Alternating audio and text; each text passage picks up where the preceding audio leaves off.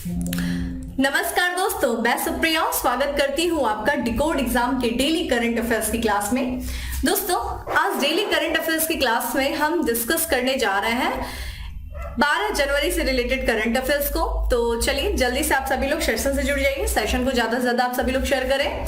और जैसा कि मैं हमेशा से कहते हैं, जब भी आप लोग क्लास अटेंड कर रहे हो, चाहे अभी चाहे बाद में, तो अपने साथ एक नोटबुक और एक पेन लेकर के बैठना नहीं भूलें, क्योंकि मैं क्वेश्चंस आंसर डिस्कशन के दौरान बहुत सारी इंपॉर्टेंट चीजें, फैक्ट्स हो गए, ठीक है, बहुत सारे इंपॉर्टेंट पॉइंट्स जो है मैं बताती हूँ और वो आपके पीडीएफ में मेंशन नहीं होता है, तो उन्हें भी साथ में नोट डाउन करते हुए चला करिए। और नोट डाउन नहीं, जैसा कि मैं उम्मीद कर रही हूँ आप सभी लोग बहुत अच्छे से प्रिपरेशन कर रहे होंगे और अब तो आप लोग रिवीजन भी शुरू कर दिए होंगे, मुझे पूरी उम्मीद है, क्योंकि मुझे पता है आप लोग बहुत मेहनत करते हैं। तो बस इसी तरीके से मेहनत करते रहिए, इसी तरीके से रेगुलर बने रहिए। और हम क्लास स्टार्ट करने जा रहे हैं, उसके पहले कहना चाहूंगी जल्दी से चैनल को सब्सक्राइब कर लीजिए और बेल आइकन को प्रेस कर लीजिए। इससे आपको चैनल से रिलेटेड हर क्लास की वीडियो का प्रॉपर नोटिफिकेशन मिलेगा और आपकी कोई भी क्लास मिस नहीं होगी।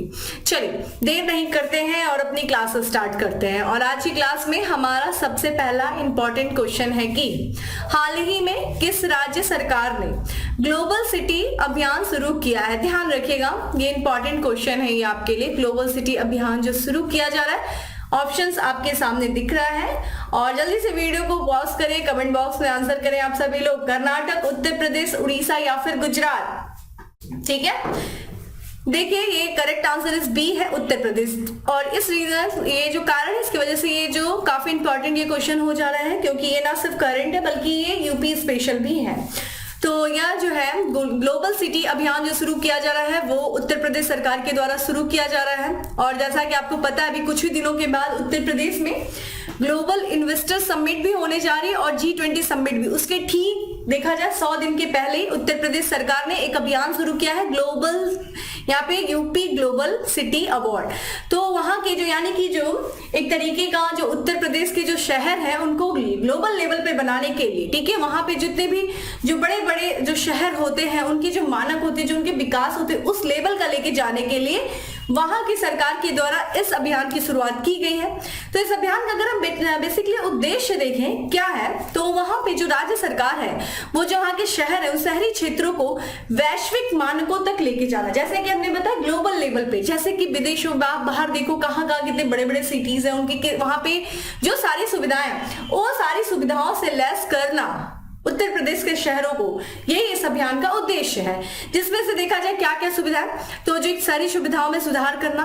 दूसरा देखा जाए वायु की गुणवत्ता, देखिए इस समय सबसे बड़ी चुनौती वायु गुणवत्ता का होना, ठीक है, तो एक फ्रेश एयर क्वालिटी वहां पे होना चाहिए। दूसरी देखा जाए वहां पे स्वच्छता, ठीक है, तो स्वच्छ भारत अभियान भी सरकार की, केंद्र सरकार के द्वारा चलाया जा रहा है और यहाँ पे भी स्वच्छता, और स्वच्छता के साथ साथ भाई सुंदर उंदर भी बना रहे शहर अपना, तो सौंदर्यीकरण भी होना चाहिए, खूब पेड़ पौधे हरियाली वगैरह लगा करके खूब सुंदर उंदर बना करके, ठीक है, वहां पे स्वच्छता वगैरह, ताकि वहां पे जो कूड़ेदान वगैरह की व्यवस्था करना, प्रॉपर जो वहां पे जो कूड़े निकल रहे हैं उनका ट्रीटमेंट करना, ये सारी चीजें, ठीक है। तो यहाँ पे आप देख रहे हैं कि उचित कचरा निपटान, इन सब चीजों पर ध्यान केंद्रित किया गया है। किसमें भाई, ग्लोबल सिटी अभियान के तहत ये सारी चीजें करके यूपी की जितनी सिटीज हैं उनको ग्लोबल लेवल पर लेके जाना, यही इस सरकार का उद्देश्य है।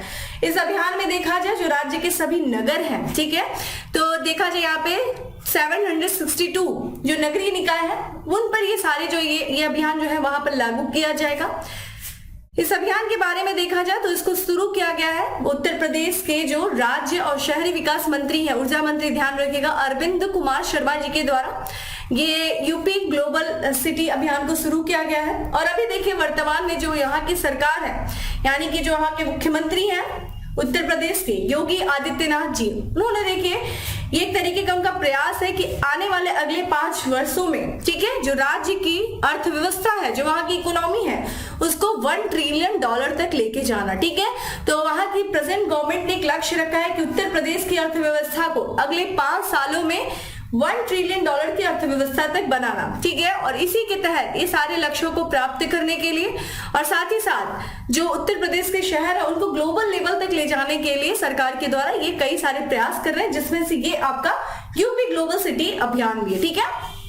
तो आप इसको देखिए कर सकते हैं और आप सुझाव भी देखिए कि सरकार और कौन कौन से स्टेप उठा सकती है। अगर मेंस में आपसे क्वेश्चन भी पूछा जाए तो आप बता भी सकते हैं कि कौन कौन से वो कार्य किए जा सकते हैं, कहाँ कहाँ प्रयास किया जा सकता है, कहाँ कहाँ पे जो है सरकार की वर्तमान में चुनौतियां हैं, उन चुनौतियों का कैसे कैसे समाधान निकाला जा सकता है। ये सारी चीजें आप विचार करिए, कुछ क्वेश्चन भी फ्रेम करके उसका आंसर भी लिखने की कोशिश करिए। जो लोग यूपी में अपना यूपी पीसीएस देने वाले हैं उनके लिए ये सारी चीजें इंपॉर्टेंट हो जाती है। ठीक है, चलिए बात करते हैं उत्तर प्रदेश की। दोस्तों मैपिंग करना आपका काम है। आज मैंने मैप नहीं शामिल किया, देखती हूँ कितने लोग मैपिंग करते हैं। मुझे भी जानना है कि आप लोग एटलस कितने लोग पर डे देख रहे हैं, एटलस कितने लोग फॉलो कर रहे हैं। अगर हम बात करते हैं उत्तर प्रदेश की, ठीक है, तो यहाँ पे उत्तर प्रदेश जो है जो जनसंख्या के मामले में सबसे बड़ा राज्य है, राजधानी लखनऊ है। राज्यपाल की बात करें, गवर्नर, तो आनंदीबेन पटेल जो है यहाँ की गवर्नर है। वहीं यहाँ के जो चीफ मिनिस्टर है वो है योगी आदित्यनाथ। विधानमंडल की बात किया जाए दोस्तों तो यहाँ पे द्विसदनी है, यानी कि 2 सदन है यहाँ पे उत्तर प्रदेश में। एक आपका विधान परिषद भी है और विधानसभा भी है। विधान परिषद की बात किया जाए तो यहाँ पे 100 सीटें हैं। विधानसभा की बात किया जाए तो यहाँ पे 403 सीटें हैं। सर्वाधिक क्षेत्रफल यहाँ पे जो है सर्वाधिक जनसंख्या वाला राज्य होने के कारण। संसदीय क्षेत्रों की दोस्तों बात किया जाए तो राज्यसभा में जो इसकी सीटें हैं, ध्यान रखिएगा, वो 31 सीटें हैं और वहीं लोकसभा में इसकी 40 सीटें हैं। तो सर्वाधिक जो है लोकसभा में सीटों वाला राज्य कौन सा हो गया दोस्तों? उत्तर प्रदेश, क्योंकि जनसंख्या के आधार पर सीटों को आवंटित किया जाता है और सबसे ज्यादा जनसंख्या है किसकी? उत्तर प्रदेश की। ठीक है, उत्तर प्रदेश से रिलेटेड कुछ और भी करेंट्स हम देख लेते हैं जो अभी हाल फिलहाल में चर्चा में बने हुए थे। सबसे इंपॉर्टेंट चीज है कि उत्तर प्रदेश की जो पहली महिला कमिश्नर बनी है, ध्यान रखिएगा, लक्ष्मी सिंह बनी है। कमेंट बॉक्स में आंसर करिए इनकी नियुक्ति कहां की गई है।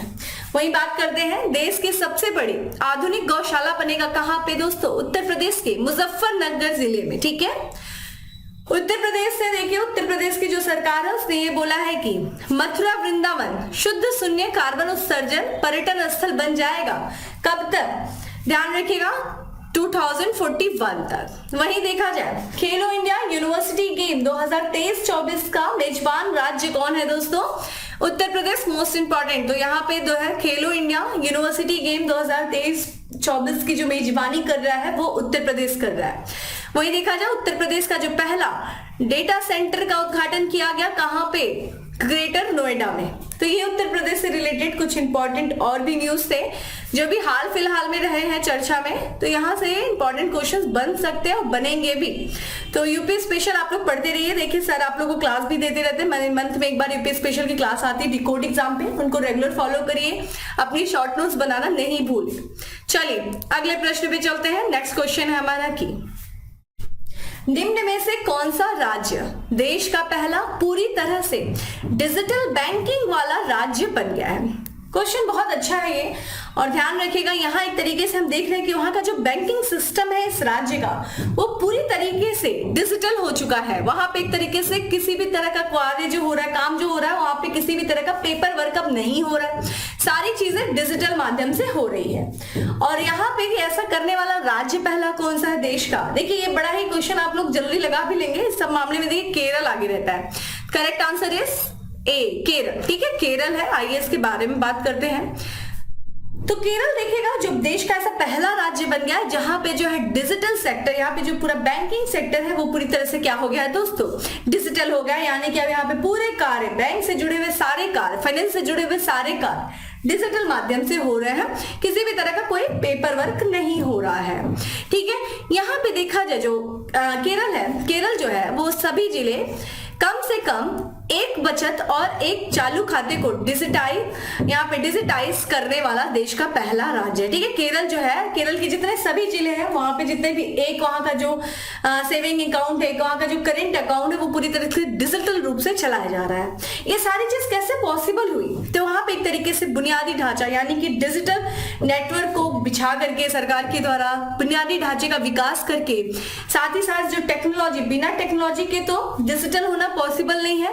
और उसके साथ साथ ध्यान रखिए डिजिटल एजुकेशन, ठीक है, ये भी इंपॉर्टेंट बहुत चीजें हैं। तो लोगों को एक तरीके से वहां पे तकनीकी का विकास करके, साथ ही साथ जो वहां पे स्थानीय स्व सरकारी संस्थाएं उनके माध्यम से ये सारी चीजें संभव हो पाई हैं। ठीक है, और अभी देखिए वहां पे जो मुख्यमंत्री हैं पिनराई विजयन, उन्होंने ये भी बताया है कि ये सारी चीजें जो है, जो वहां पे जो सरकार की एक महत्वाकांक्षी योजना है। देखिए कुछ दिन पहले हम लोगों ने बात भी किया था कि केरल जो है अपना इंटरनेट सेवा शुरू करने वाला देश का पहला राज्य, ये भी इंपॉर्टेंट है। तो केरल की सरकार की जो वहां की महत्वाकांक्षी एक योजना है, परियोजना जिसको हम कहते हैं केरल फाइबर ऑप्टिक नेटवर्क, ठीक है, परियोजना जो है वो वहां की डिजिटल डिवाइड को कम करेगी। तो एक तरीके से वहां की राज्य सरकार की ये परियोजना है, अपना ऑप्टिकल फाइबर नेटवर्क परियोजना है। तो एक तरीके से वहां पे क्या होगा, सारे लोगों को नेटवर्क यूज करने का सहूलियत मिलेगा, ठीक है। अगर हम देखें कि केरल फाइबर ऑप्टिकल नेटवर्क की बात करें तो राज्य के सभी के लिए इंटरनेट सुविधा सुनिश्चित होगी। इससे क्या होगा, जितने भी राज्य के लोग हैं, वहां की जो जनता है, उन सभी लोगों को इंटरनेट सुविधा मिलेगी। और साथ ही साथ देखा जाए तो यहाँ पे 17,155 किलोमीटर लंबा ऑप्टिक फाइबर नेटवर्क जो है बिछाया जाएगा इस परियोजना के अंतर्गत। अगर देखा जाए जिस तरीके से केरल सरकार ने डिजिटल क्षेत्र में जो कार्य किया है उसको देखते हुए अपनी जिस तरह की उनकी उन्नति है, उसके लिए केरल को जो है 3 डिजिटल इंडिया पुरस्कार भी मिले हैं, ठीक है। तो यहाँ से हमारे लिए इंपॉर्टेंट क्या हो जाता है कि अपना नेटवर्क सेवा, ठीक है, इंटरनेट सेवा स्टार्ट करने वाला, शुरू करने वाला देश का पहला राज्य केरल, सभी जो है बैंकिंग सेक्टर को डिजिटल करने वाला, अपने जितने भी पूरी तरह से डिजिटल बैंकिंग सेक्टर को डिजिटल करने वाला देश का पहला राज्य केरल। तो ये इंपॉर्टेंट हो जाता है और ध्यान रखिएगा ये परियोजना है। अगला हमारा प्रश्न है, इंपॉर्टेंट है ये भी, डेट से रिलेटेड है। हाल ही में विश्व हिंदी दिवस मनाया गया, ठीक है। विश्व हिंदी दिवस कब मनाया गया दोस्तों? 9 जनवरी को, 11 जनवरी को, 10 जनवरी को या फिर 8 जनवरी को? दोस्तों करेक्ट आंसर अगर इसका देखा जाए तो है 10 जनवरी, ठीक है। 10 जनवरी को विश्व हिंदी दिवस मनाया गया है। आइए इसके बारे में बात करते हैं। तो देखा जाए हिंदी जो भाषा है उसको बढ़ावा देने के उद्देश्य से हर साल जो है 10 जनवरी को विश्व हिंदी दिवस मनाया जाता है। जब हम बात करते हैं डेज की तो उसकी थीम भी हमारे लिए इंपॉर्टेंट हो जाती है, क्योंकि थीम से रिलेटेड भी क्वेश्चंस हमारे एग्जाम में पूछे जाते हैं। अगर हम विश्व हिंदी दिवस की बात करें, वर्ल्ड हिंदी डे की बात करें, तो इस बार की थीम क्या है कि हिंदी को जनमत की भाषा बनाना बगैर उनकी मातृभाषा की महत्ता को भूले। तो हर किसी की अपनी मदर टंग होती है, मदर लैंग्वेज होती है, तो हर किसी को अपनी मदर लैंग्वेज का महत्व होता है। तो एक तरीके से जो हिंदी को तो जनमत सबकी भाषा बनाए हिंदी, लेकिन जो उनकी मातृभाषा है उसकी महत्ता को कम किए बिना, ठीक है। ये इस वर्ष की थीम थी। देखिए ये जो दिन है 10 जनवरी जो चुना गया है, इसी दिन देखा जाए 1975 में 10 जनवरी को ही नागपुर, महाराष्ट्र के नागपुर में जो है प्रथम विश्व हिंदी सम्मेलन आयोजित किया गया था। तो उसी की वर्षगांठ मनाने के लिए जो पहली बार देखा जाए 2006 में विश्व हिंदी दिवस मनाया गया। तो इसी की वर्षगांठ मनाने के लिए किसकी? प्रथम विश्व हिंदी सम्मेलन की, जो कि नागपुर में मनाया गया था, 1975 में मनाया गया था 10 जनवरी को। तो इसी की वर्षगांठ मनाने के लिए, इसको चिन्हित करने के लिए 2006 से विश्व हिंदी दिवस मनाया जा रहा है। अगर हम बात करें 1949 में, देखिए भारत के संविधान जब बना तो 1949 में जो है हिंदी को आधिकारिक भाषा के रूप में हिंदी को अपनाया गया, ठीक है। कब? 1949 में। तो जिस दिन इसको अपनाया गया था उसी दिन को चिन्हित करने के लिए जो है हम राष्ट्रीय हिंदी दिवस भी मनाते हैं, नेशनल हिंदी डे, तो 14 सितंबर को, ठीक है। तो 14 सितंबर को जो है इसे आधिकारिक रूप से अपनाया गया था हिंदी को। तो इस दिन को चिन्हित करने के लिए हर साल जो है राष्ट्रीय हिंदी दिवस मनाया जाता है। विश्व हिंदी दिवस आपसे पूछा जाए तो 10 जैन को है, 10 जनवरी को, लेकिन अगर आपसे राष्ट्रीय हिंदी दिवस पूछा जाए तो 14 सितंबर को है। ये चीज ध्यान रखिएगा, ठीक है। और देखिए अभी अगले महीने यानी कि फरवरी में देखिए विश्व हिंदी सम्मेलन भी मनाया जा रहा है, ठीक है। 12वां 2023 में मनाया जा रहा है फरवरी में। कहां पे दोस्तों? फिजी, नाडी में, ठीक है। ध्यान रखिएगा नाडी कहां पे है? फिजी में है। तो ये आयोजित किया जा रहा है, तो ये बहुत ही इंपॉर्टेंट हो जाता है, ठीक है। तो यहाँ से हमें कई सारी चीजें पता चली, एक करंट, इसीलिए मैं बोलती हूँ अपने साथ नोटबुक रखो, लिखो सारी चीजें। सिर्फ मैं एक चीज नहीं, उस क्वेश्चन से भी रिलेटेड और भी जितने भी डायमेंशन है उन सारी चीजों को मैं टच करने की कोशिश करती हूँ कि कहीं से भी कुछ भी क्वेश्चन आपको पूछे वो सारी चीजें आपको एक ही वीडियो में मिल जाए, आपको कहीं और जाने की जरूरत नहीं पड़े। इसीलिए मैं आपको कहती हूँ कि ध्यान से एक बार 30 से 40 मिनट यहाँ पे मॉर्निंग में करंट अफेयर्स देख लोगे तो दिन भर आप उसके लिए फ्री हो जाओगे, ठीक है।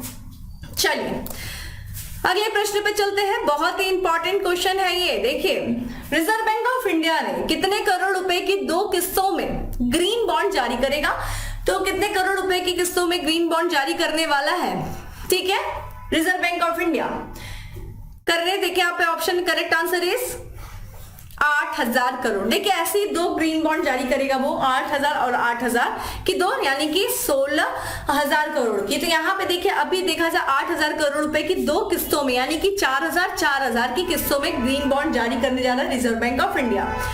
तो आइए थोड़ा सा देख लेते हैं क्या है ये बॉन्ड, क्या होता है। सबसे देखिए यहाँ पे हमारे लिए ये क्वेश्चन जो इंपॉर्टेंट हो जाता है दो तरीके से। सबसे पहले तो आप लोग को जानना चाहिए बॉन्ड क्या है, ठीक है। दूसरा देखिए यहाँ पे एक टर्म आ गया ग्रीन बॉन्ड, ठीक है। तो यहाँ पे हम थोड़ा सा समझेंगे क्या चीजें हैं। तो यहाँ पे देखिए रिजर्व बैंक ऑफ इंडिया जो कि देश का केंद्रीय बैंक है, उसने ये बात बताई कि ये घोषणा किया है कि वो ग्रीन इंफ्रास्ट्रक्चर के लिए, ठीक है, धन जुटाने के लिए सॉवरेन ग्रीन बॉन्ड जारी करेगा। सॉवरेन ग्रीन बॉन्ड आपके लिए इंपॉर्टेंट। देखिए सबसे इंपॉर्टेंट क्या है, बॉन्ड क्या होता है। देखिए कोई भी संस्थाएं जो होती है, कंपनी होगी, जैसे बैंक हो गए, जैसे रिजर्व बैंक ऑफ, देखिए यहाँ पे हमें देश का केंद्रीय बैंक जो है वो बॉन्ड जारी कर रहा है। तो जब भी आपको मार्केट से पैसे को रेज करना हो, पैसा उठाना है, तो कंपनी के द्वारा या फिर किसी इन बैंकिंग संस्थाओं के द्वारा क्या किया जाता है, बॉन्ड जारी किया जाता है। उस बॉन्ड से क्या करता है, एक पर्टिकुलर टाइम पीरियड के लिए वो बॉन्ड होता है, और उस बॉन्ड से जो पैसे को रेज किया जाता है वो पर्टिकुलर कहीं पे किसी परियोजना में इन्वेस्ट किया जाता है। तो यहाँ पे हम लोगों ने देखा बॉन्ड समझा। अब देखिए यहाँ पे हमें एक टर्म दिख रहा है ग्रीन बॉन्ड। तो ग्रीन बॉन्ड क्या होता है, यानी कि इस बॉन्ड से रेज किया गया पैसा ऐसी परियोजनाओं में लगाया जाएगा जो पर्यावरण के अनुकूल होंगी, ठीक है। यानी कि जो हमारे पर्यावरण को, हमारे जलवायु को लाभ पहुंचाने वाली परियोजनाओं में इन्वेस्ट किया जाएगा। ऐसी परियोजनाओं में इन्वेस्ट किया जाएगा जिससे कार्बन का कम उत्सर्जन होता हो, जो हमारे पर्यावरण को हानि नहीं पहुंचाते हो। तो ऐसे बॉन्ड, ऐसे को ही ग्रीन बॉन्ड कहते हैं। जैसे कि बहुत सारी परियोजना, जैसे कि रिन्यूएबल एनर्जी, ठीक है, रिन्यूएबल एनर्जी जो होता है, जैसे कि आपका सोलर, ठीक है, सोलर एनर्जी हो गया, विंड एनर्जी हो गया, ये सब क्या है, पर्यावरण के अनुकूल है ये परियोजना है। तो ऐसे बॉन्ड, ग्रीन बॉन्ड को ऐसा कहते हैं कि देखिए ग्रीन इंफ्रास्ट्रक्चर, यानी कि ऐसे परियोजनाओं में इन्वेस्ट करना जो हमारे पर्यावरण के अनुकूल हो, जो हमारे एक तरीके से पर्यावरण को लाभ पहुंचाने वाली परियोजनाओं को वित्त पोषित करने के लिए ये जो है बॉन्ड जारी किया जाता है।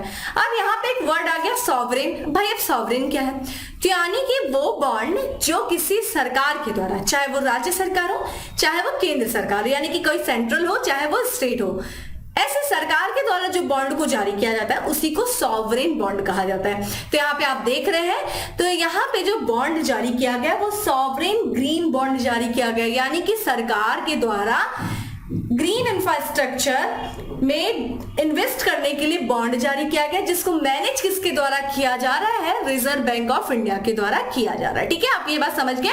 जारी करता कौन है, government of India, managed by reserve bank of India. ठीक है, ये चीज इंपॉर्टेंट हो गई। यहाँ पे अगर हम देखें कि ग्रीन बॉन्ड देखा जाए, ये बॉन्ड बहुत ही इंपॉर्टेंट हो जाता है। किस तरीके से ये हमारे लिए इतना महत्वपूर्ण है, जैसा कि आप जानते हैं वर्तमान में जलवायु परिवर्तन जिस तरीके से हो रहा है, और जलवायु परिवर्तन होने की वजह से जो संबंधित चुनौतियां उत्पन्न हो रही है, जैसे कि अभी देखिए उत्तराखंड में क्या हुआ है, ठीक है, ज्योतिर्मठ में देखिए क्या हो रहा है, उसका एक कारण जलवायु परिवर्तन भी है। कारण तो उसके बहुत सारे, हम आगे चर्चा करेंगे, लेकिन उसका एक कारण जलवायु परिवर्तन भी है। तो ऐसे जलवायु परिवर्तन से उत्पन्न जो चुनौतियां हैं, उन चुनौतियों का समाधान करने के लिए जो संस्थाएं हैं, जो गवर्नमेंट है, उनको क्या चाहिए, अच्छी अमाउंट चाहिए, अच्छा फाइनेंस चाहिए। और ये बॉन्ड जो है ये बहुत ही इंपॉर्टेंट टूल होता है पैसे को रेस करने के लिए। इस टूल के ही माध्यम से हम वर्तमान चुनौतियों का समाधान कर सकते हैं, वर्तमान चुनौतियों से निपट सकते हैं। ठीक है, तो यहाँ पे रिजर्व बैंक ने इसी चीज को ध्यान में रखते हुए गवर्नमेंट ने जो है ये बॉन्ड इशू किया है, जिसको manage reserve bank of India कर रहा है। और रिजर्व बैंक जो देखा जाए तो चालू वित्त वर्ष में पहली बार जो है 8,000 करोड़ के 2 किस्तें जारी किए। ध्यान रखिएगा, पहली बार ये होने जा रहा है, और ये पहला सॉवरेन ग्रीन बॉन्ड जारी कर रहा है। ठीक है, ध्यान रखिएगा, पहली बार इंडिया में है। ये देखिए आपके यहाँ पे तथ्य भी बन सकते हैं कि क्या पहली बार ऐसा किया गया पूरी दुनिया में, नहीं, इसके पहले भी बॉन्ड जारी किया गया है।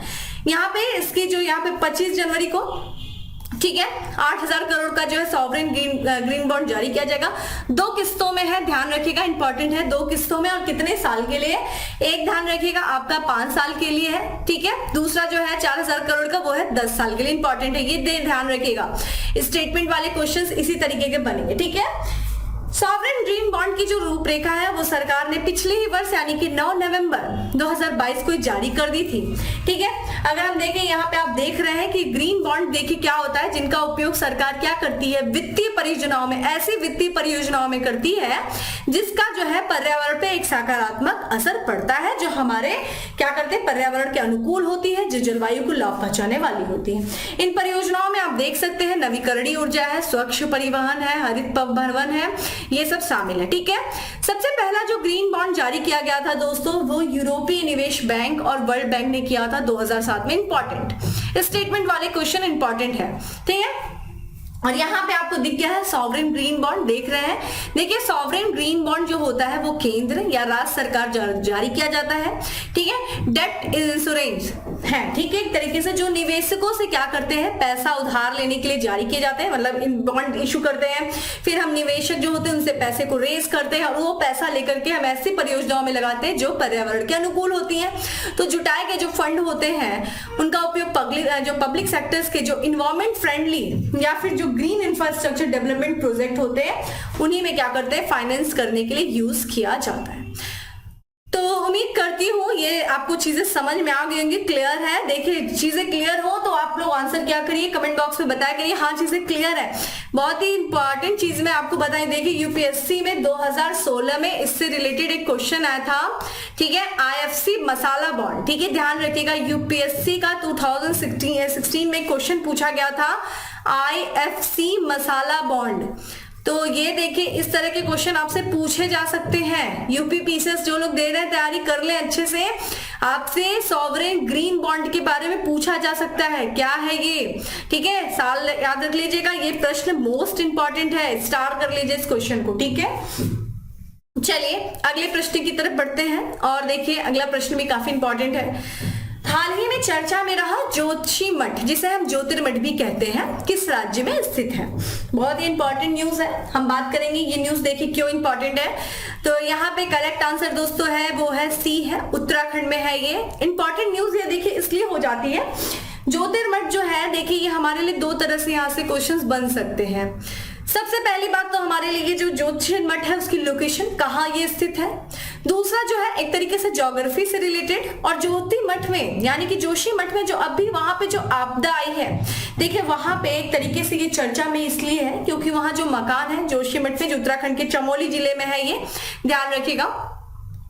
तो ये चमोली जिले में है, तो वहां के मकानों के बीचों बीच दरारें आ गई हैं और वहां पे जो जमीनें हैं ना, जमीनें फट गई हैं, दरारें यानी कि धंसने लगी हैं वहां की जमीनें, जिससे वहां के जो स्थानीय लोग हैं वो काफी पैनिक हो गए, काफी ज्यादा डर गए हैं और कहीं ना कहीं वो कुछ सरकारी परियोजनाओं को इसका जिम्मेदार भी ठहरा रहे हैं। ठीक है, जैसे कि एक तरीके से वहां पे जो है काफी अभी कुछ परियोजनाएं चलाई जा रही हैं सरकार के द्वारा, जो वहां पे इंफ्रास्ट्रक्चर डेवलपमेंट के कार्य किए जा रहे हैं उसके भी उसको जिम्मेदार ये बता रहे हैं कौन, वहां के स्थानीय लोग। तो ये जो है न्यूज हमारे लिए दो तरह से इंपॉर्टेंट हो जाती है। फर्स्ट देखा जाए तो मैप, ठीक है, मैप बेस्ड क्वेश्चन आपको यहां से पूछे जा सकते हैं। दूसरी बात है लोकेशन, मैप में आप लोकेशन वगैरह देख लीजिए। ठीक है, दूसरी चीजें देखी जाए यहाँ से रिलेटेड जो कुछ भी नदियां हैं यानी कि रिवर्स हो गई, यहाँ पे कुछ नेशनल पार्क है, तो इन्वायरमेंट इकोलॉजी। ठीक है, तो यहाँ पे ज्योग्राफी, ठीक है, प्लस आपका जो है एनवायरमेंट इकोलॉजी से क्वेश्चंस पूछे जा सकते हैं। दोनों देखिए दोनों एक दूसरे से कनेक्ट है, तो क्वेश्चन यहाँ से बनेंगे मैप बेस्ड क्वेश्चन। ठीक है, और ज्योग्राफी से रिलेटेड कौन सी नदियां हैं यहाँ पे, कौन से नेशनल पार्क है यहाँ पे, ये आपसे पूछे जा सकते हैं। अगर हम बात करते हैं जोशीमठ की, तो जोशीमठ जो कि उत्तराखंड के चमोली जिले में है और ऋषिकेश बद्रीनाथ जो राष्ट्रीय मार्ग है NH7 पर ये स्थित है, ध्यान रखिएगा। यानी कि इस जोशीमठ को ऋषिकेश का प्रवेश द्वार, बद्रीनाथ का प्रवेश द्वार, जो कि ध्यान रखिएगा तीर्थ स्थल है, मोस्ट इंपॉर्टेंट। ठीक है, इसकी बात करें तो ये जो है कई हिमालय पर्वत पहाड़ी चढ़ाइयां, यहाँ पे ट्रैकिंग है, ट्रेल्स है, ओली, यहाँ पे फूलों की घाटी, हेमकुंड साहिब और बद्रीनाथ जैसे जो है तीर्थ केंद्रों का ये प्रवेश द्वार है। तो यहाँ पे देखिए बद्रीनाथ का प्रवेश द्वार भी है जोशीमठ में, यहाँ पे आपका हेमकुंड साहिब का प्रवेश द्वार है, आप यहाँ पे देख सकते हैं। देखिए ये है आपका जोशीमठ, ठीक है, ये है जोशीमठ। ठीक है, मोस्ट इंपॉर्टेंट। तो देखिए यहाँ पे जो लोग हैं यहाँ पे चीज और भी इंपॉर्टेंट है कि आदि शंकराचार्य, आर्ट एंड कल्चर से भी रिलेटेड यहाँ से क्वेश्चंस पूछे जा सकते हैं। आर्ट एंड कल्चर का क्वेश्चन आपसे देखिए यहाँ पे हिस्ट्री आर्ट एंड कल्चर भी पूछा जा सकता है, क्योंकि देखिए जो आदि शंकराचार्य ने जिन्होंने पूरे भारत में जो 4 दिशाओं में 4 मठ स्थापित किए थे, उनका एक मठ यहीं पे है, ज्योतिष मठ, ठीक है। उन 4 प्रमुख पीठों में से एक का घर भी है ये। तो अभी हाल फिलहाल में यहाँ भूस्खलन हो गया है, और यहाँ पे देखिए जो एक एनटीपीसी के द्वारा एक देखिए परियोजना चलाई जा रही है, ध्यान रखिएगा, वो भी इंपॉर्टेंट आपके लिए बन जाती है। देखा जाए यहाँ पे जो है, यहाँ पे धौली गंगा जो नदी है, जिसके आसपास देखिए नंदा देवी नेशनल पार्क है, वहां पे जो 500 मेगावाट की एक तपोवन विष्णुगढ़ जल विद्युत संयंत्र जो है चलाया जा रहा है, ठीक है, प्लांट चलाया जा रहा है, संयंत्र चलाया जा रहा है। तो वहां के स्थानीय लोग ये बोल रहे हैं कि ये जो एनटीपीसी, ध्यान रखिएगा किसके द्वारा, national thermal power corporation, NTPC के द्वारा जो है तपोवन विष्णुगढ़ जल विद्युत परियोजना, जो बिजली परियोजना स्थापित किया जा रहा है, वहां के स्थानीय लोग जो है इसको भी दोषी ठहरा रहे हैं। और दूसरा देखिए विद्वानों ने भी कहा है कि ये जो हिमालय पर्वत है, ये जो प्राकृतिक है, जो प्रकृति वहां के जो पहाड़ पर्वत है, अगर उनसे किसी भी तरह का छेड़छाड़ किया जाएगा तो उसे हमें लंबा दुष्परिणाम देखने को मिलेगा। तो अभी वहां पे देखिए पहाड़ों को काट करके रोडें बनाई जा रही, हाईवे बनाए जा रहे हैं, बहुत सारी ऐसी परियोजनाएं चलाई जा रही हैं, जिस सबको जिम्मेदार ये माना जा रहा है कि इन सब कारण से वहां पे ऐसी चीजें हो रही हैं। दूसरा जलवायु परिवर्तन भी कारण बताया जा रहा है, जैसा कि अभी हमने आप लोगों से पहले भी बात किया, ठीक है। अगर हम बात करते हैं तपोवन जो है विष्णुगढ़ जल विद्युत परियोजना किस नदी पे दोस्तों, धौली गंगा नदी पर, और ये ध्यान रखिएगा रन ऑफ द रिवर जल विद्युत परियोजना है। रन ऑफ द रिवर यानी कि बहती हुई नदी में ही, जिस नदी की दिशा में ही कोई ऐसा जो है वो लगा दिया जाता है, इंस्ट्रूमेंट लगा दिया जाता है, जिसके वजह से क्या होता है, वो अपना उत्पादन करता रहता है, जल विद्युत वहां से उत्पादन होती रहती, कोई इसी तरह का बांध वगैरह नहीं बनाया जाता है, ठीक है। तो ये रन ऑफ द रिवर परियोजना है, ठीक है, चमोली जिले में यहाँ से आपको देखने को मिल रहा है। अब यहाँ पे आप देख सकते हैं, मैपिंग देख लीजिए, देखिए सबसे इंपॉर्टेंट क्या है, देखिए इसी के आसपास से अलकनंदा नदी निकलती है, ये चीज ध्यान रखिएगा। यहाँ पे आप देख सकते हैं नंदा देवी नेशनल पार्क है, जहां पे यहाँ पे देखिए धौली गंगा, तो आपसे पूछा जा सकता है नंदा देवी, याद रख लीजिए, ठीक है। और यहाँ पे आप देखिए अलकनंदा जो है नदी इसके पास से बहती है, अलकनंदा नदी भी इसके आसपास से बहती है। तो अलकनंदा, अब आपके लिए इंपॉर्टेंट देखिए, आज आपका काम क्या है, मैप बेस्ड क्वेश्चन लगाना। तो आप करिए, उठाइए मैप, देखिए गंगा कहाँ से निकलती है, अलकनंदा, ये सारी चीजें एक साथ देख लीजिए, ठीक है। जोशीमठ की पूरी लोकेशन देख लीजिए, यहाँ से रिलेटेड क्वेश्चन जरूर बनेगा, लिख लीजिए इस बात को। तो 2 क्वेश्चन नंबर जो हम लोगों ने 4 डिस्कस किया और क्वेश्चन नंबर जो 5 डिस्कस किया, बहुत इंपॉर्टेंट है, उसको ध्यान से देख लीजिए आप सभी लोग, ठीक है। चलिए बात कर लेते हैं थोड़ा आदि शंकराचार्य जी के द्वारा जो स्थापित 4 मठ है, उनको भी देख लीजिए। आप देख सकते हैं यहाँ पे लोकेशन, आप सारों देखिए यहाँ पे आप, ठीक है। यहाँ पे देखिए एक आपका सबसे पहले जो यहाँ पे कर्नाटक में, ध्यान रखिएगा, श्रृंगेरी मठ है, कर्नाटक के कौन से जगह पे, तो चिकमंगलूर में है। दूसरा देखा जाए ज्योतिर्मठ, यहाँ जिसे हम जोशी मठ कहते हैं, गढ़वाल क्षेत्र उत्तराखंड में, आप देख सकते हैं लोकेशन यहाँ पे। वहीं देखा जाए कालिका मठ गुजरात की द्वारिका में, गोवर्धन मठ उड़ीसा, पूरी, ठीक है, यहाँ पे पूरी उड़ीसा में है। तो ये चीज इंपॉर्टेंट हो जाती है, बहुत ही इंपॉर्टेंट है, स्टार क्वेश्चन लगा लीजिए ये। Art and culture, geography, environment, ecology, यहां से संबंधित क्वेश्चन आपसे पूछे जाएंगे, ठीक है। चलिए अगले प्रश्न पे बढ़ते हैं, और हमारा नेक्स्ट क्वेश्चन है कि आईसीआईसीआई प्रूडेंशियल लाइफ इंश्योरेंस ने किस क्रिकेटर को अपने नए अभियान के लिए साइन किया है। ऑप्शंस आपके सामने हैं और हम करेक्ट आंसर की तरफ बढ़ते हैं। सूर्य कुमार यादव जी को किया है इन्होंने आईसीआईसीआई प्रूडेंशियल लाइफ इंश्योरेंस ने, ठीक है। कौन से क्रिकेटर है ये, सूर्य कुमार यादव जी को, ठीक है। और इन्होंने जो है आईसीआईसीआई प्रूडेंशियल लाइफ इंश्योरेंस के साथ किया है जो 360 डिग्री वित्तीय सुरक्षा डिजिटल प्रथम अभियान शुरू किया है, ध्यान रखिएगा। देखिए क्यों भाई, यहाँ पे जो है पूरे 360 डिग्री पर जो है वित्तीय सुरक्षा डिजिटल प्रथम अभियान चलाया जा रहा है। इस कैंपेन के जो फेस होंगे वो क्रिकेटर सूर्य कुमार होंगे। भाई सूर्य कुमार क्यों, सूर्य कुमार यादव क्यों, क्योंकि सूर्य कुमार यादव को मिस्टर 360 डिग्री के रूप में भी जाना जाता है। 360 डिग्री क्यों, क्योंकि अगर इनके बल्ले को देखिए तो ये पूरा 360 डिग्री एंगल पे, पूरे 360 डिग्री एंगल पे घुमा घुमा बल्ले जो है ना मारते हैं ये छक्के चौके, इसके लिए सूर्य कुमार जी जाने जाते हैं। और इसी चीज के लिए आईसीआईसीआई प्रूडेंशियल लाइफ इंश्योरेंस ने जो अभियान चलाया 360 डिग्री वित्तीय सुरक्षा प्रथम अभियान, उसका फेस, उस कैंपेन का फेस कौन बन रहा है, सूर्य कुमार यादव जी, ठीक है, ध्यान रखिएगा। और इनका बहु जो लोकप्रिय नाम है मिस्टर 360 डिग्री, इसे भी जरूर याद रखिएगा। थोड़ा सा इनकी और भी बात कर लेते हैं, इनकी अन्य उपलब्धियों के बारे में। तो जो सूर्य कुमार यादव जी के बारे में देखा जाए तो इन्होंने जो है T20 जो इंटरनेशनल क्रिकेट हुआ था उसमें इन्होंने सबसे तेज 1500 रन बनाए थे, और 1500 रन बनाने वाले एक खिलाड़ी बने सबसे तेज। इन्होंने देखा जाए मात्र 843 गेंद में ही ये उपलब्धि हासिल कर ली थी, ठीक है। चलिए अगले प्रश्न की तरफ बढ़ते हैं, और हमारा नेक्स्ट क्वेश्चन है कि निम्नलिखित में से किसे पेटीएम पेमेंट्स बैंक का एमडी और सीईओ नियुक्त किया गया है? तो पेटीएम पेमेंट्स बैंक का एमडी और सीईओ नियुक्त किया गया है किसे दोस्तों? सुरिंदर चावला को जी को नियुक्त किया गया है, ठीक है। इनके बारे में देखा जाए तो ये देखा जाए पेटीएम पेमेंट्स बैंक के जो एमडी और सीईओ नियुक्त हुए हैं वो है सुरिंदर चावला जी, और इन्होंने देखिए सतीश कुमार गुप्ता का स्थान लिया है, ठीक है। इसके पहले देखा जाए पेटीएम के सीईओ बनने से पहले ये आरबीएल बैंक जो है उस आरबीएल बैंक में ये शाखा बैंकिंग के प्रमुख थे। अब अगर हम पेटीएम पेमेंट्स बैंक की बात करें दोस्तों तो ध्यान रखिएगा ये सहयोगी कंपनी किसकी?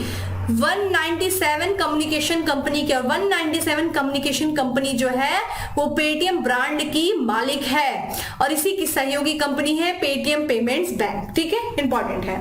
नियुक्तियों से भी रिलेटेड क्वेश्चंस एग्जाम में पूछे जाते हैं, ठीक है। अगला प्रश्न है हमारा और मोस्ट इंपॉर्टेंट क्वेश्चन, ये भी स्टार्ट कर लीजिएगा, बहुत सारी इंपॉर्टेंट चीजें हम डिस्कस कर रहे हैं।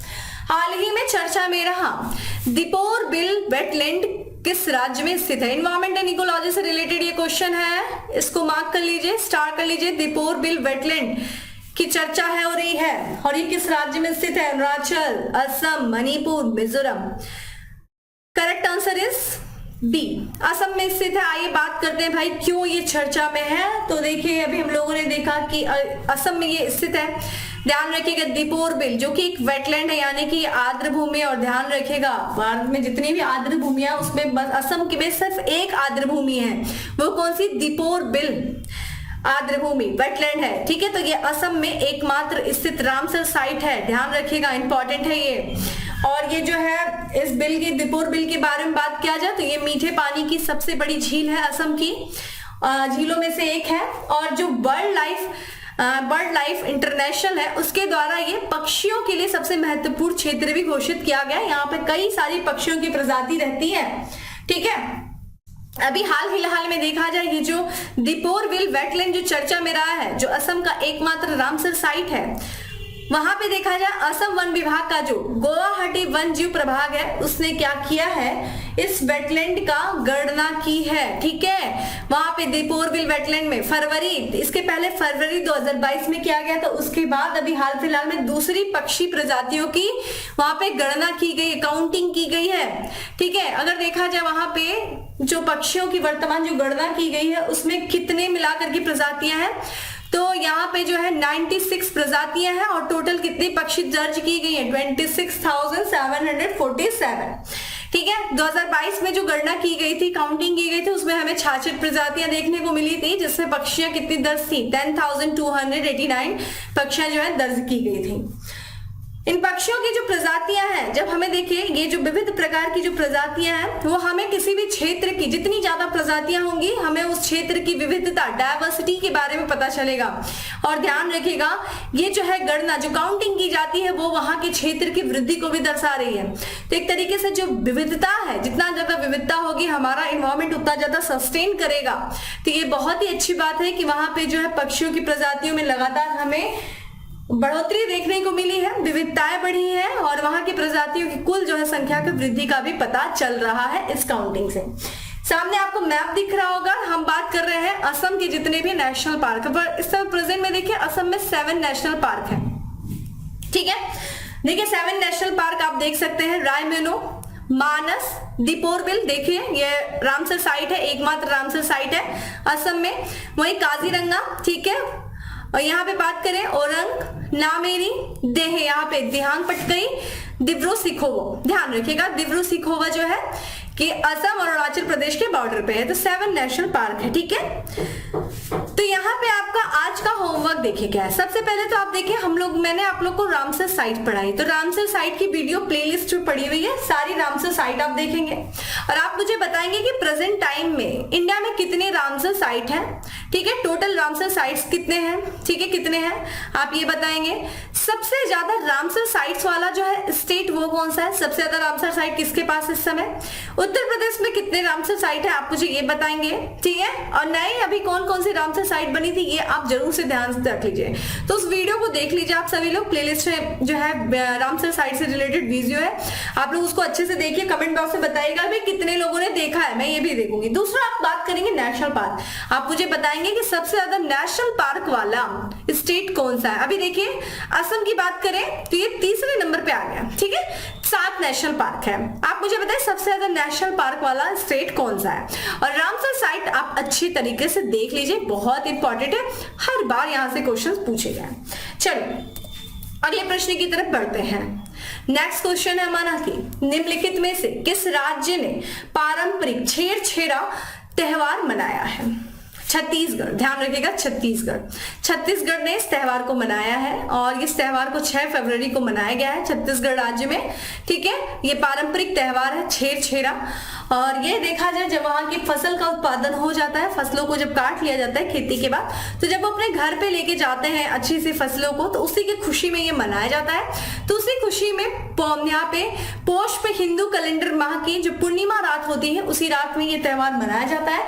लोग एक तरीके से भिक्षा मांगते हैं घर घर में जा करके, और यहाँ पे जो धान का बहुत महत्व होता है, धान जो होती है धान का बहुत ज्यादा दान के रूप में धान दिया जाता है, बहुत महत्वपूर्ण होता है। कहा ये पौराणिक मान्यता है, ऐसा माना जाता है कि इसी दिन जो है भगवान शंकर ने माता अन्नपूर्णा से क्या मांगी थी, भिक्षा मांगी थी। तो इसलिए इसी दिन जो है वहां पे छत्तीसगढ़ में पारंपरिक जो है छेरछेरा त्योहार मनाया जाता है। आइए हम लास्ट क्वेश्चन की तरफ बढ़ते हैं और हमारा आज का लास्ट क्वेश्चन है कि फरवरी 2023 में एरो इंडिया का 14वां संस्करण कहां आयोजित होगा। तो ये देखा जाए 14वां संस्करण है एरो इंडिया का, फरवरी 2023 में आयोजित होने वाला है। करेक्ट आंसर इस सी है, बेंगलुरु में आयोजित होने वाला है। आइए इसके बारे में देख लेते हैं। तो ये देखा जाए जो दुनिया की जितनी भी डिफेंस कंपनी है, उन डिफेंस कंपनियों के जो उनके इंस्ट्रूमेंट है उनका एक तरीके का एग्जीबिशन होता है, प्रदर्शनी लगाते हैं, और यही क्या है एरो इंडिया। ठीक है, एरो इंडिया शो है ये, और इसका 14वां संस्करण जो होने वाला है वो 13 से लेकर के 17 फरवरी के बीच में होने वाला है। कहाँ भाई, कर्नाटक की कैपिटल बेंगलुरु में आयोजित होने वाला है। ये देखा जाए हर 2 साल के अंतराल पे इसका आयोजन किया जाता है, और बेंगलुरु का एक स्टेशन है वायुसेना स्टेशन, एल हंका वायुसेना स्टेशन पे इसका आयोजन किया जाता है। आयोजन तो देखिए डिफेंस मिनिस्ट्री के द्वारा किया जाता है, मिनिस्ट्री ऑफ डिफेंस, रक्षा मंत्रालय के द्वारा किया जाता है। इसका जो आयोजन दोस्तों किया जा रहा है वो 1996 से किया जा रहा है, फरवरी महीने में, ध्यान रखिएगा बेंगलुरु में ही किया जा रहा है। अगर हम देखें रक्षा मंत्रालय जो है, मिनिस्ट्री ऑफ डिफेंस जो है इंडिया की, वो देखा जाए 2 तरह का रक्षा संबंधी प्रदर्शनी आयोजित करती है। ठीक है, 2 तरह का। एक तो हम लोगों ने देखा एरो इंडिया शो जो कि वायुसेना के लिए, दूसरा ध्यान रखिएगा डिफेंस एक्सपो। ठीक है, डिफेंस से रिलेटेड जो एग्जीबिशन लगाया जाता है वो। तो डिफेंस एक्सपो की बात किया जाए दोस्तों, जो कि फरवरी 2000 यहाँ पे माफ करिए अक्टूबर 2022 में आयोजित किया गया था। कहाँ पे, गांधीनगर गुजरात में। मोस्ट इंपॉर्टेंट, यहाँ से रिलेटेड ये सारे क्वेश्चन पूछे जा सकते हैं। ठीक है, तो ये ध्यान रखिएगा। तो दोस्तों ये था आज का हमारा 10 MCQ। अब बात करते हैं किसकी, फैक्ट्स ऑफ द डे की। ठीक है, फैक्ट्स ऑफ द डे में दोस्तों हमारा सबसे पहला फैक्ट है कि अभी देखिए खाली में पुस्तक का विमोचन हुआ है, जिसके लेखक देखिए कौन सी पुस्तक है, क्रांतिकारी पुस्तक है, जिसके लेखक देखिए कौन है, संजीव सान्याल। ठीक है, ध्यान रखिएगा ये सान्याल है। वही बात करें 2021 के लिए सर्वश्रेष्ठ पुलिस इकाई का पुरस्कार किसने प्राप्त किया है दोस्तों, तो यहाँ पे जो है जालना जिला जो कि महाराष्ट्र का है, जालना जिला पुलिस ने और नागपुर पुलिस ने, ये भी महाराष्ट्र की, इन्होंने प्राप्त किया सर्वश्रेष्ठ पुलिस इकाई का पुरस्कार 2021 के लिए। भारतीय सेना के लिए low smoke superior kerosene oil launch किया है किससे दोस्तों, BPCL ने। वही बात करें BCCI चयन समिति के अध्यक्ष बने हैं कौन, चेतन शर्मा बने हैं। और आज का हमारा लास्ट जो फैक्ट्स ऑफ द डे है कि हाल ही में अमेरिका में पहली महिला सिख न्यायाधीश के रूप में शपथ लिया कि उन्होंने मनप्रीत मोनिका सिंह। इंपॉर्टेंट, ठीक है, नियुक्ति से रिलेटेड ये इंपॉर्टेंट है क्योंकि ये पहली महिला सिख न्यायाधीश है, वो भी अमेरिका की जो न्यायाधीश ये बनी है। ठीक है, तो ये इंपॉर्टेंट है। तो दोस्तों ये था आज का हमारा करंट अफेयर्स। हम लोगों ने बहुत सारी इंपॉर्टेंट चीजें डिस्कस किया, बहुत सारी चीजें समझने वाले डिस्कस की है, तो अच्छे से देख लीजिए। मैपिंग बेस्ड आज आपको मैंने बहुत सारे वर्क दिए हैं, मुझे पूरा उम्मीद है आप लोग अच्छे से इसको देखेंगे। बाकी डेली करंट अफेयर्स का जो पीडीएफ है वो आपको टेलीग्राम ग्रुप पे मिल जाता है, उसका लिंक आपको डिस्क्रिप्शन बॉक्स में दिया हुआ है, जाइए डाउनलोड करिए, रिवीजन करिए, नोट्स बनाइए और लग जाइए अपनी प्रिपरेशन में, क्योंकि अब दिन दूर नहीं है आपके एग्जाम के लिए। ठीक है, चलिए फिर मिलते हैं नेक्स्ट सेशन में, तब तक के लिए bye, have a good day, stay safe and stay happy.